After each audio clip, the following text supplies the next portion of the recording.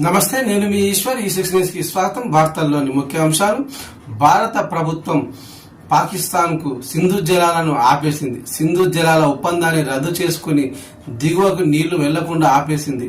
మా నీళ్లు ఎవరు ఆపలేరని ఈ ఒప్పందాన్ని రద్దు చేసినప్పుడు పాకిస్తాన్ లోని రాజకీయ నేతలు అన్నారు. ఇప్పుడు పాకిస్తాన్ ప్రభుత్వం మంచినీళ్లు ఇవ్వండి ప్లీజ్ అంటోంది. మిత్రుడు చైనాతో కలిసి బెదిరింపులకు పాల్పడుతుంది. బ్రహ్మపుత్ర నదిని ఆపేస్తామని చైనా అంటోంది. అయితే పాక్ ఆక్రమిత కాశ్మీర్ ను భారత్ కు ఇస్తేనే పాకిస్తాన్ కు నీళ్లు ఇవ్వాలన్న పట్టుదలతో భారత్ ప్రభుత్వం ఉంది. భారత్ సింధు జలాలు దిగువకు వెళ్లకుండా ఆపేయడంతో పాకిస్తాన్ లో దుర్భర పరిస్థితులు ఏర్పడుతున్నాయి. కనీసం సగం వ్యవసాయంపై ప్రభావం పడుతోంది.